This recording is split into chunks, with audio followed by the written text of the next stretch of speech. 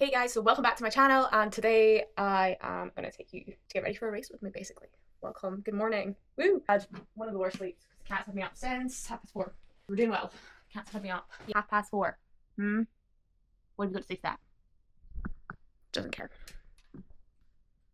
So it is currently raining outside, but I'm going to get ready for my little mini shakeout run.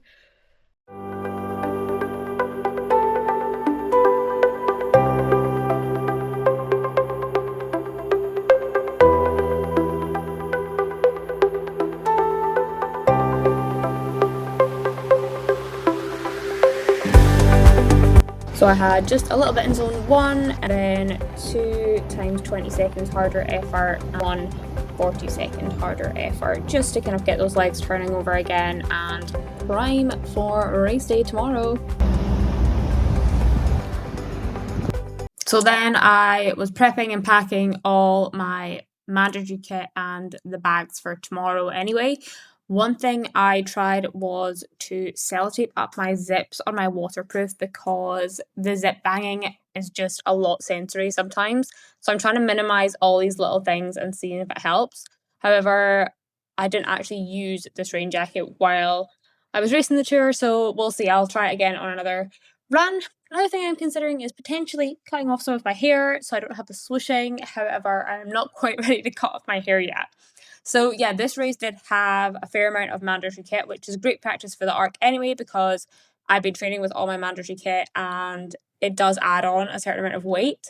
However, because in my training plan we have been training with that, it's not too much of an issue.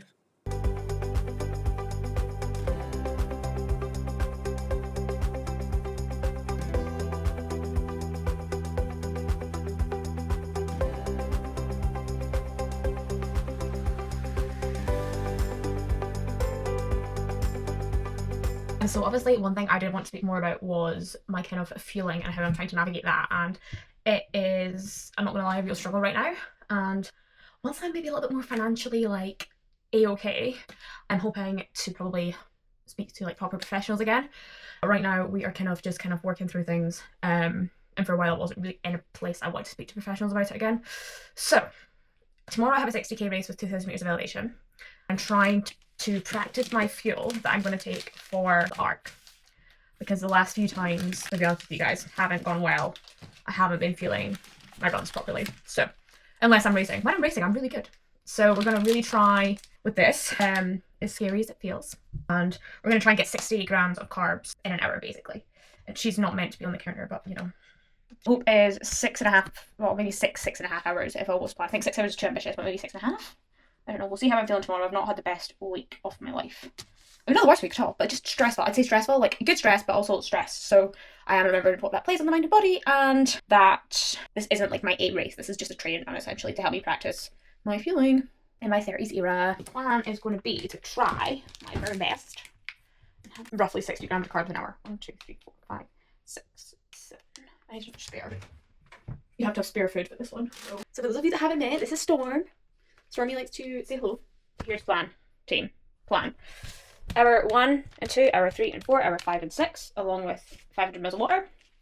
So, and then hour 1, I'm going to start strong. These are still left over from the NC, which is why I've still got my little things. But that would then be, so that's a 45 gram carb gel, 25 gram carb gel. So that in itself would be great even if I didn't drink this. Like, bosh. There is a climb coming up at the end of hour 2. So we'll have this at the start. This is the end of hour 2. 3, 30 and 25. Hour 4, 30 and 25. 22 and 30. Last boost. Bit caffeine, 22. And I'm taking as extra Revy strips in case I need more caffeine, but really I should be eating more fuel just as my stomach completely goes. And then these as extra in case it takes me way longer than I imagine. And in classic Sarah style, I tried to fit in far too much because I was like, oh, I have a free morning, and I got my dad over because we were just touching up some of my flat bits that had scuffed and things. And the cat also got involved. What did you do, Stormy? Did you get wet? Did you get painted? Look at your whiskers. Oh dear. Oh dear.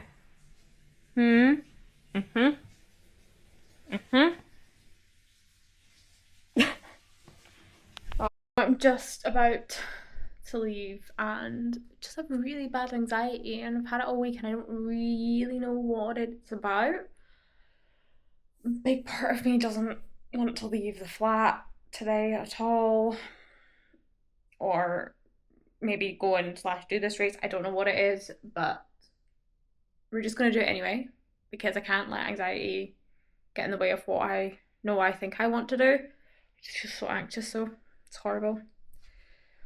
Arrived at a lovely decorated festive hotel in Penrith.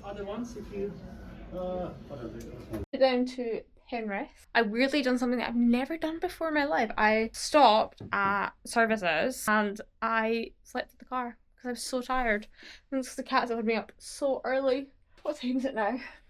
It's 5:20, so playtime. I'm just gonna get everything completely sorted for tomorrow, which is pretty ready as it is. I'm on the high street, so I'm really hoping it's not too noisy tonight.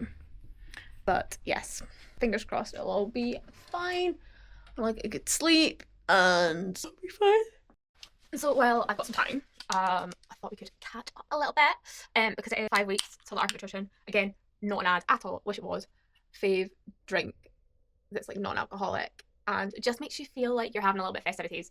It is 5 weeks till Arc of Attrition, which I am starting to get in my head about. I do not feel ready, but I think it's because there's so much going on in my personal life that just feels very stressy. And today, yeah, before I left, I just didn't want to come down and like having a nap in the car halfway down because I was just like, nope. I just want to drive back. And I'm glad now that I am down here and I'm like, okay, like good, we're here, it'll be fine. I feel far less nervous now I'm here, and I know tomorrow actually when I'm doing it, I won't be nervous. Like, I'll just do it. It's just a run. Like, it's literally just a run. I think for the Arc, I'm getting nervous because I just don't feel fit enough or like fast enough. I feel enough, but then what's enough? So I just have to trust my training, and nutrition is just something that I will probably always work on, and it's something that I will be spending more time on. I was just mainly after the North Coast 500 getting my headspace into a space that felt better to work on my nutrition. And I feel like I'm getting back there. It's just taking a little bit longer than I would have liked before the North, but it's what it is, and I have to work with what I've got with the next 5 weeks to really knuckle down and focus. And that again is not just training, it's about managing my stress levels, it's about really focusing on my sleep, prioritizing recovery and rest as well, doing my physio and my rehab stuff, just kind of that ongoing thing, along with some stuff that I will talk about soon regarding my personal life, but that is quite stressful at the moment. I don't want to talk and drink anything yet. This is not me being like, oh my god, I can't talk about this brand. It's not that. It's just I've got to get some paperwork stuff done first, and once that's done, then I will talk about it because it's exciting.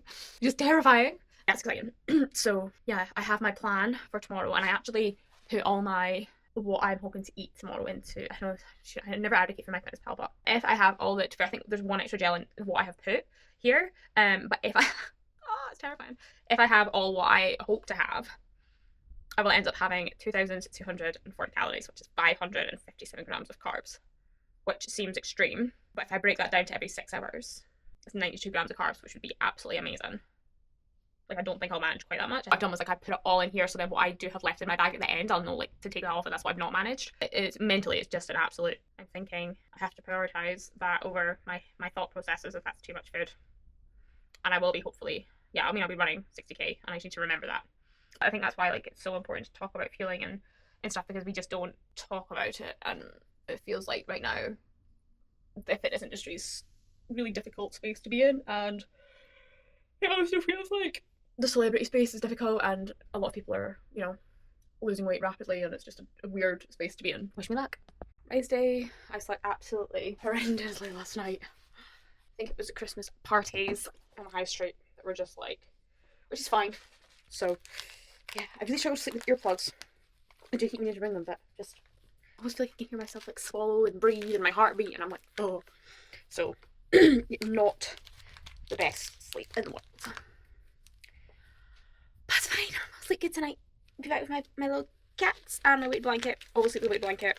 Probably just should have brought it here, but it just always feels a bit odd carrying that about with me. Anyway, we're trying to really need to get more efficient at putting these balls in my bag, because I just find it really difficult to get them to fit. But they're better balls than other balls.